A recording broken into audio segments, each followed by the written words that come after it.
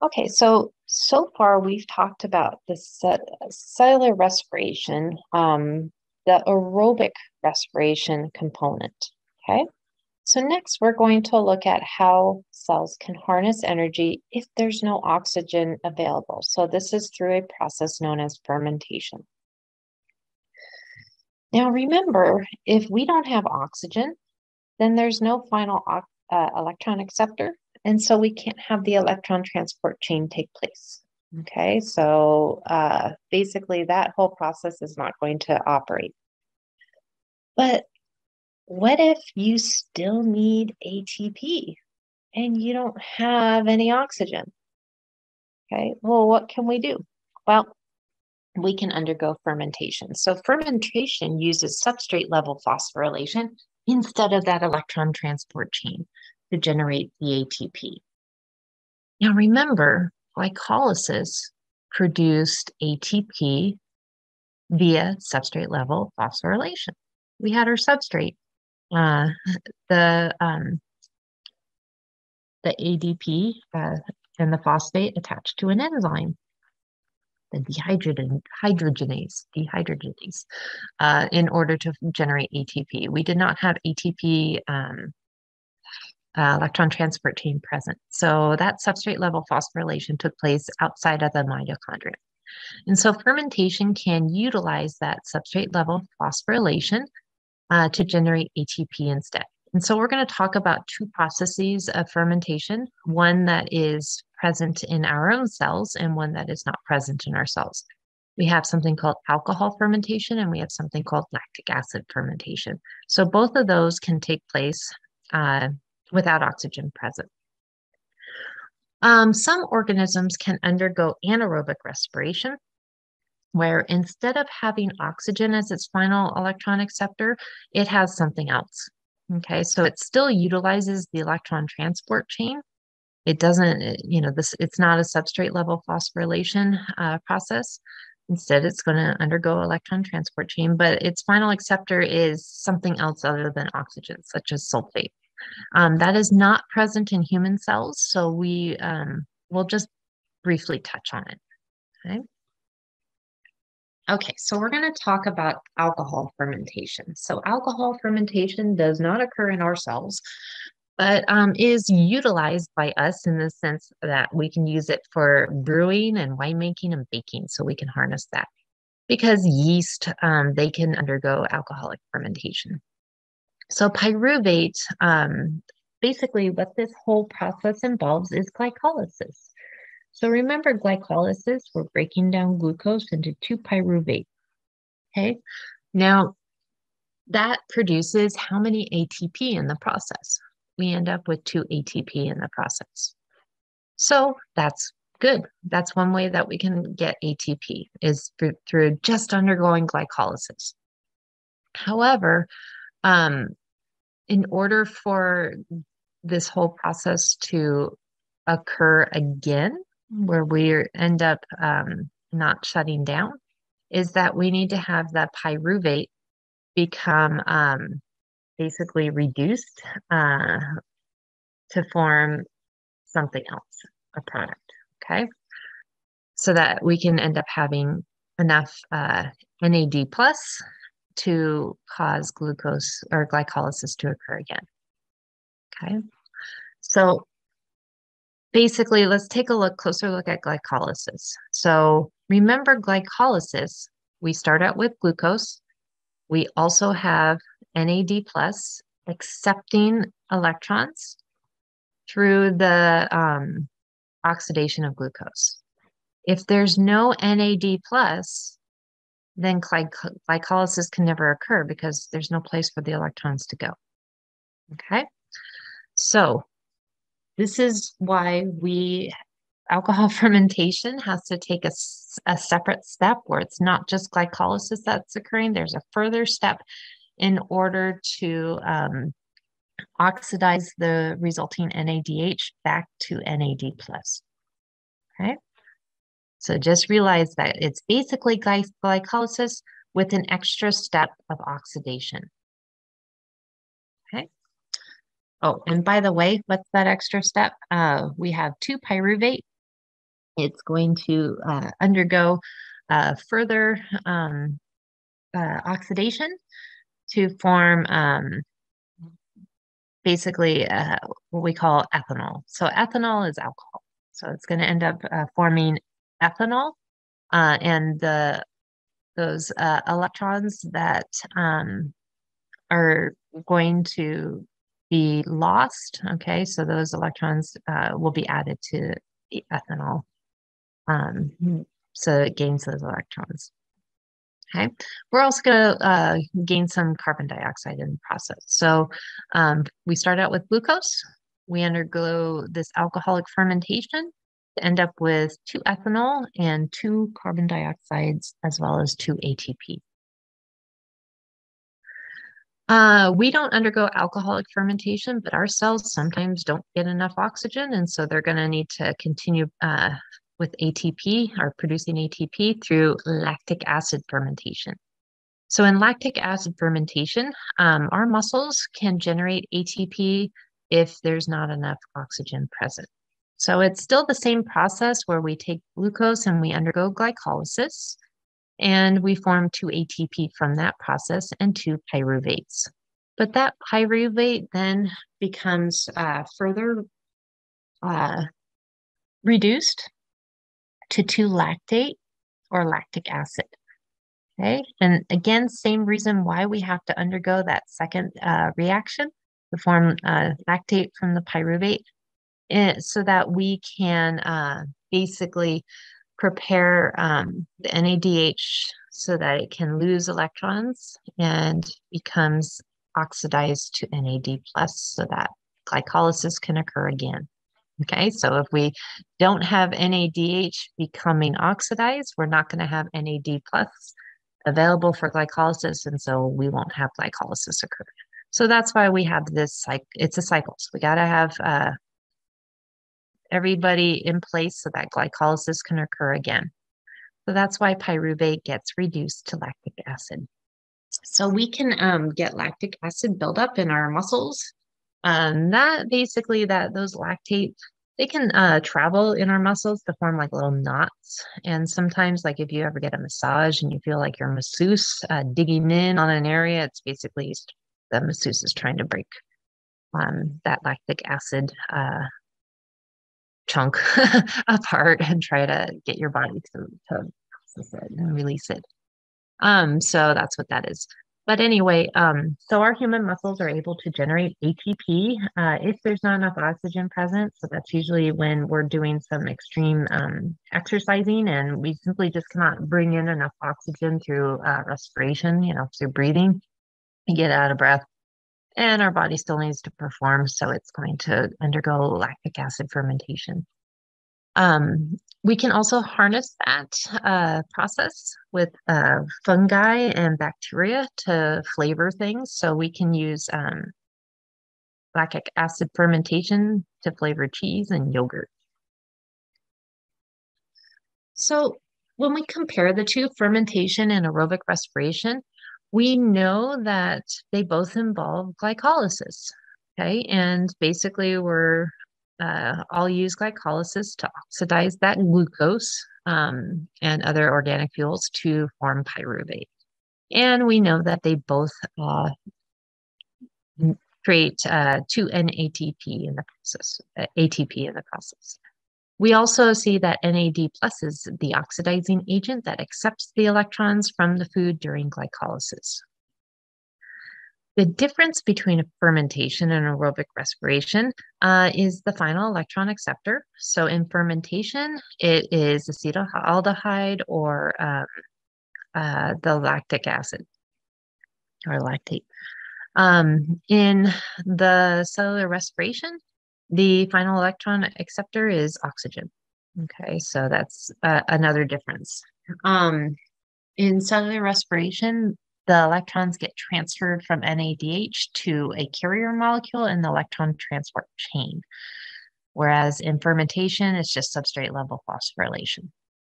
And then finally, we have fermentation produces 2 ATP per glucose, whereas cellular respiration produces 32 ATP for every glucose.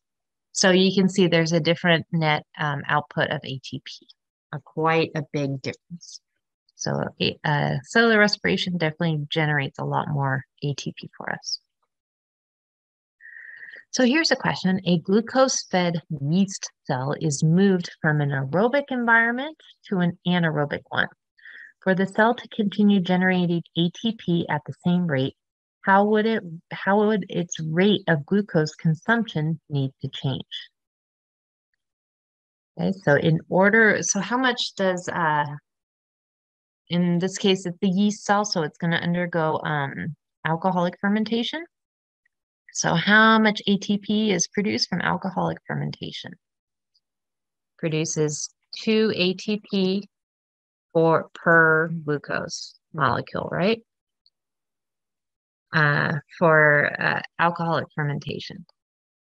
For regular cellular respiration, if the yeast cell is in aerobic environment, it's going to, for every glucose molecule, produce anywhere from 30 to 32 ATP. So we'll just make it 30 ATP per glucose. So you can see the difference between anaerobic and aerobic. So basically, it needs 15 times more glucose molecules in order to keep up with its ATP generation. Okay, so if it started out with 30 ATP being produced for every glucose molecule, and then suddenly it switched to alcoholic fermentation, it's now going to need 15 times more glucose in order to keep up with that pace.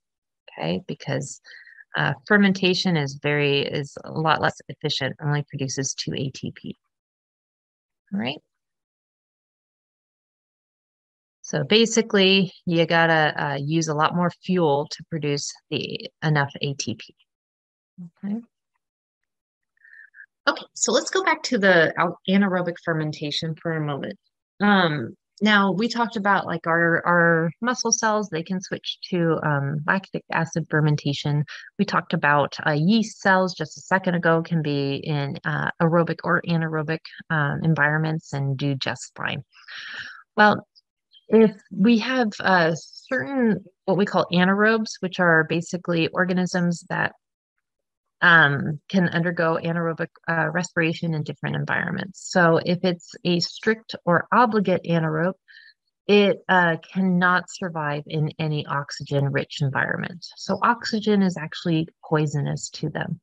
So these are usually in the form of bacteria or even archaeans that live in perhaps soil environments or basically environments that are devoid of oxygen. So even if they were in the presence of oxygen, they would end up dying. It's poisonous to them. Other types of anaerobes can be in either type of environment. So those are called facultative anaerobes. So they can survive in either aerobic or anaerobic environments. So they'll, be fine in both. So yeast would be an example of facultative anaerobe. It can undergo, like alcohol fermentation. If there's no oxygen present, okay, it can also undergo cellular respiration if there's oxygen present. So it's a facultative anaerobe. All right. And then this is just basically kind of showing you what happens for the facultative anaerobes. So they can undergo glycolysis like normal and then form that pyruvate. If there's oxygen present, they can continue the process of cellular respiration by moving the products of glycolysis, pyruvate, into the mitochondria of the cell and continuing the process of cellular respiration. If there's no oxygen present, then it just switches over. It doesn't use the mitochondrium and undergoes either lactic acid fermentation or alcoholic fermentation or other fermentation products that we didn't talk about. So that would be a facultative anaerobe. Now, I keep introducing cellular respiration with the reactant glucose. So glucose being the basically the only molecule that can be used for cellular respiration. But that's actually not true. Okay, so there's other metabolic pathways where we can use different molecules involved. So there's catabolic pathways that can funnel electrons from different types of organic molecules in cellular respiration. It does not necessarily have to be glucose. So for example, glycolysis, we can use other types of carbohydrates. We don't have to use glucose. It's just glucose is going to provide us with the most amount of ATP. It's the most efficient. It's going to give us anywhere between 30 and 32 ATP. If we use other types of carbohydrate like fructose or maltose or any of those sucrose, we might have to undergo a reaction to kind of break things down a little bit. And so it becomes a little less efficient, but it's still processed. Okay. We can also use components of other molecules in parts of the cellular respiration process. So proteins can be broken down into amino acids, and they can actually feed glycolysis or maybe even be utilized in the citric acid cycle. Our lipids could be broken down.